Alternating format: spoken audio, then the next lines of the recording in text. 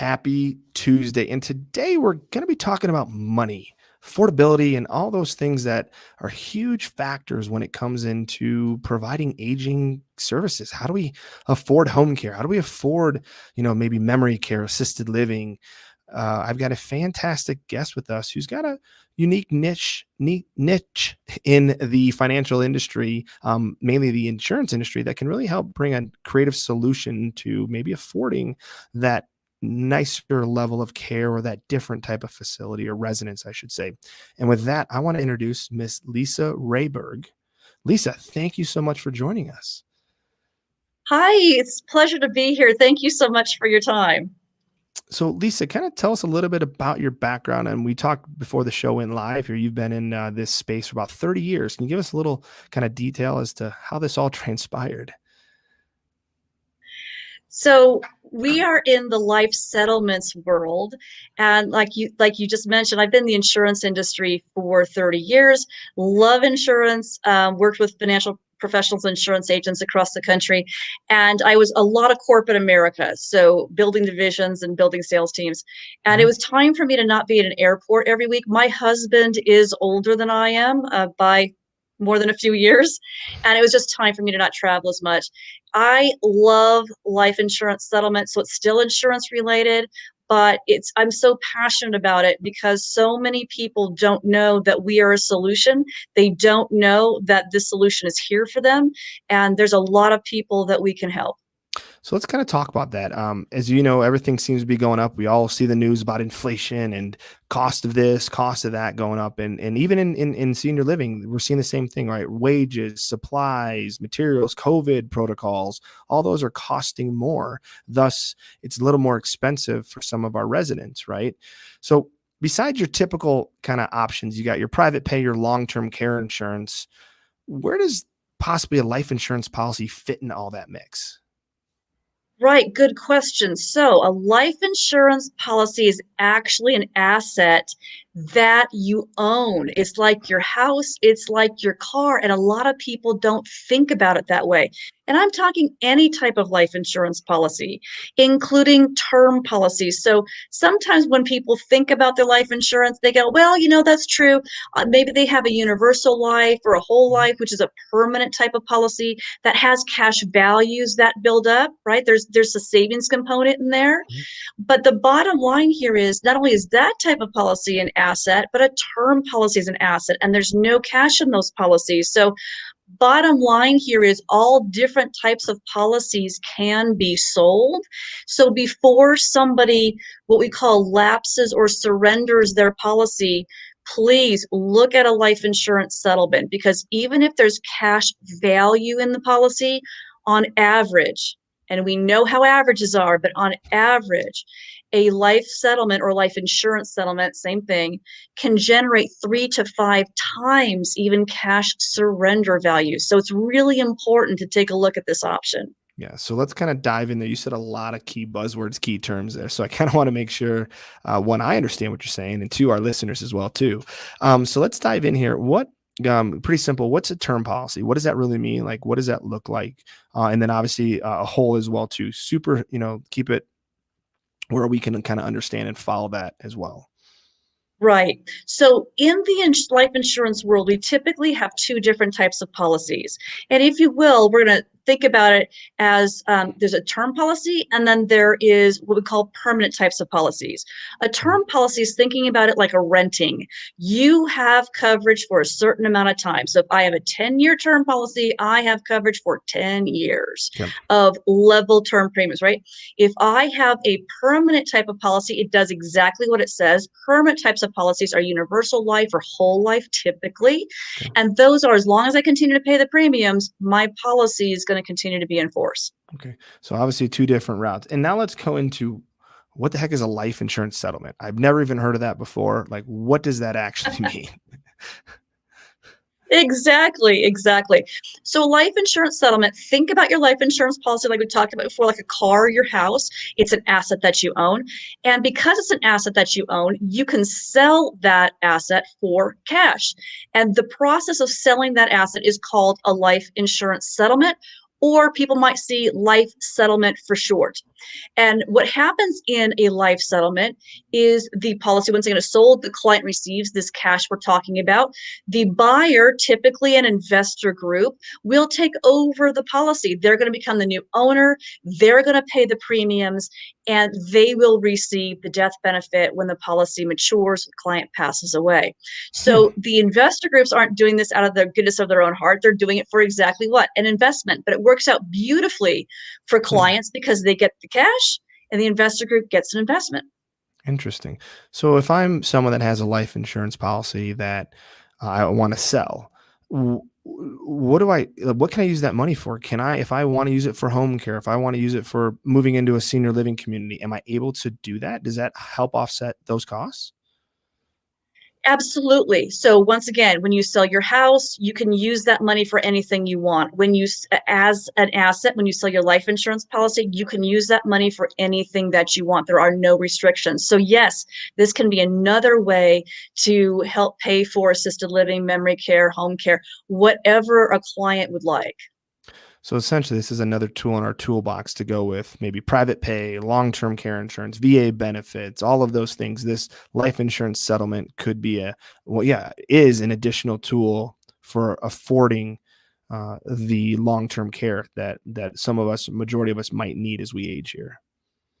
That's exactly right. You just said it perfectly. It's another tool in the toolbox. It's not going to be perfect for everybody, but I would like to mention, because here's where my personal passion Mhm. lies, that 500,000 seniors a year will lapse or walk away from their life insurance policies. And the reason that happens is don't need them. Hmm. What they bought them for 20 years ago is no longer a concern. Maybe the kids are gone, the house is paid off, whatever, but Mhm. also because life insurance policies can become more unaffordable, that maybe they don't fit in budgets anymore, or clients are just like, look, I'm paying a lot of money for my policy every month. I can take that money and now be able to afford, right, the long-term care needs that I have on top of the Hmm. cash that I receive. So 500,000 seniors a year. That's where my passion lies, just raising visibility that this option is here. So before you walk away from your policies, please look at a life settlement. Well, and I think too, is affording long-term care is not just a one size fits all, right? We have some families that can just private pay everything, right? Forever and ever, right? But then you have some that need to come up with a hybrid program using long-term care benefits as well as private pay. There might be others that need to hybrid with life insurance settlement, long-term care insurance, and private pay, right? So I I think what I'm hoping our listeners and viewers get here is that take the time to find that person, that research that can give you as many tools to make this successful, because this is not the end of a journey. This is just the next chapter. So, you moving into a long term care community is another step in life. And so, we want you to have the tools available to make that best decision, both for you as a person, but also financially as well. Lisa, so when you get a call from a client, what are the main reasons they're reaching out to you? That's a great question. And they're reaching out to just investigate. Somehow they've heard about this, right? They've talked to their insurance agent, perhaps financial advisor. Maybe they've talked to their senior placement referral specialist or their assisted living community who has heard about what we do. And they're calling to investigate. And the great thing about this is, in order to find out how much a policy is worth, and by the way, it could be tens of thousands or hundreds of thousands of dollars, by the way, but bottom line, in order to find out how much it's worth, there is no cost to clients. So, and I also want to mention this is a longer term solution. Once again, think real estate, think your house. This is a 3 to 5 month solution. So we're not something that funds in 3 to 5 days. Mm. But point is, they're looking into this like, look, how much can my policy be worth? And the beautiful thing is, they're not obligated to take any offers that we receive, but they're like, nope, that's just not enough. I don't want to do that. Then they don't need to do that and they walk away. There's no cost to them at that point in Hmm. time.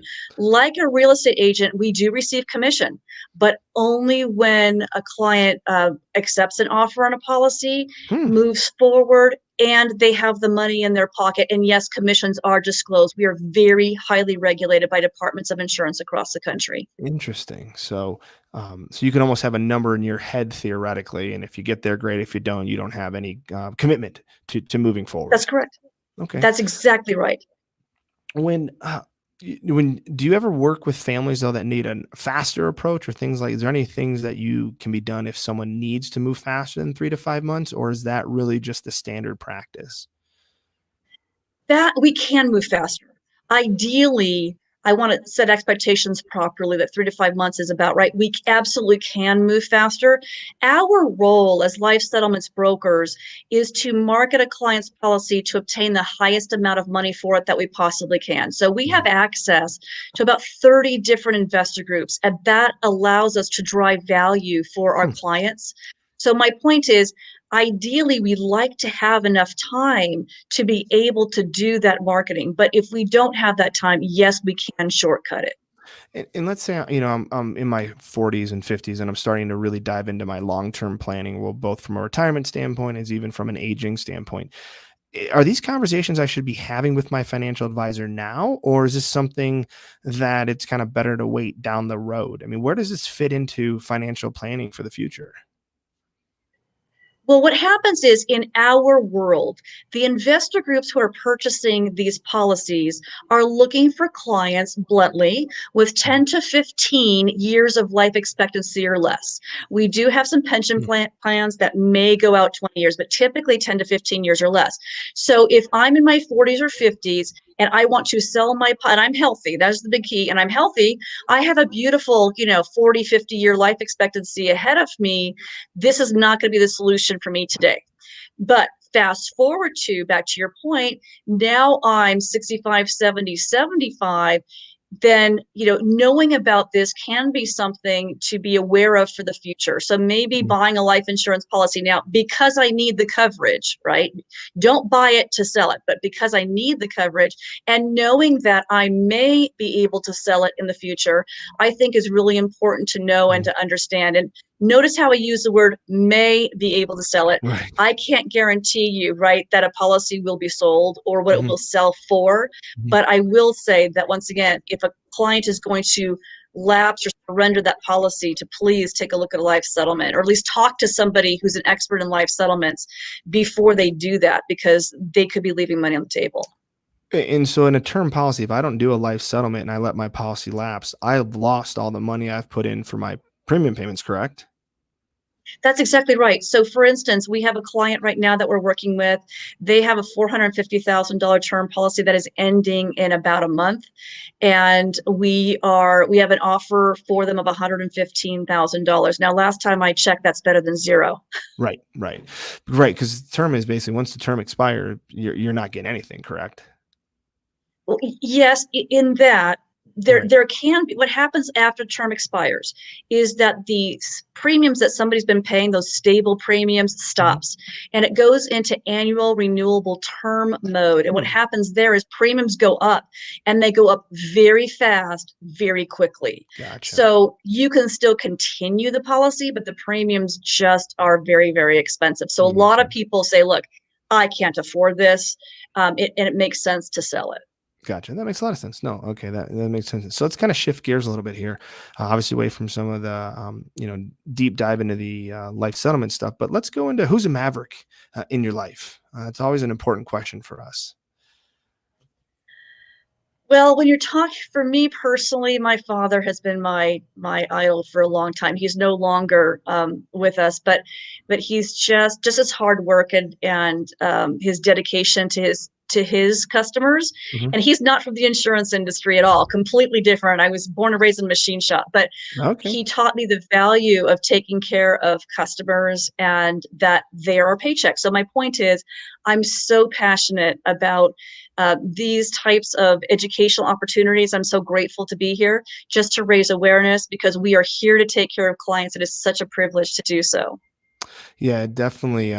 I think I love your messaging there because it's that a little bit of that servant leadership, right? That goes a long way that I think can sometimes be lost uh, when you're navigating, sales and marketing and all that. You got to go back to treating that person for what you're there, and that's there to help and there to be that to make their life successful. Your dad was a Yes, machinist. that's Was he a exactly it. tool maker or what was? Oh, okay. Wow, that's a pretty Yes. cool gig. Yeah, We always it like is to a cool things. gig. My brother's following his footsteps, so it's awesome. Oh, that's awesome. That's great. Yeah,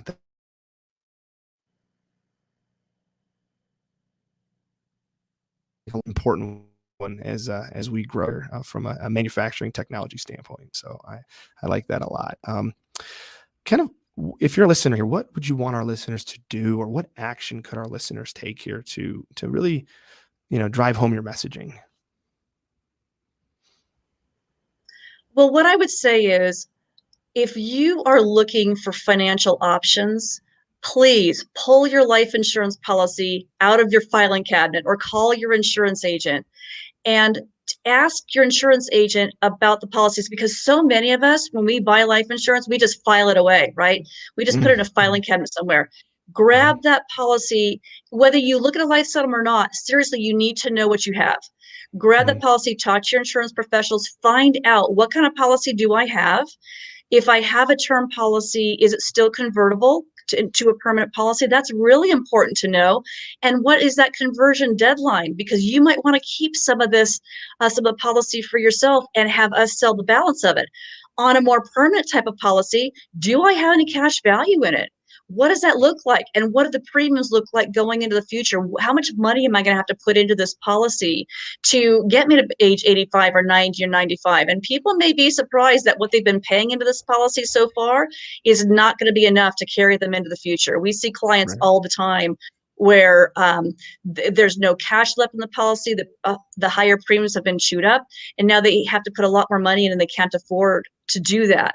Right. Just ask the question of your insurance carrier or certainly your insurance professional for sure.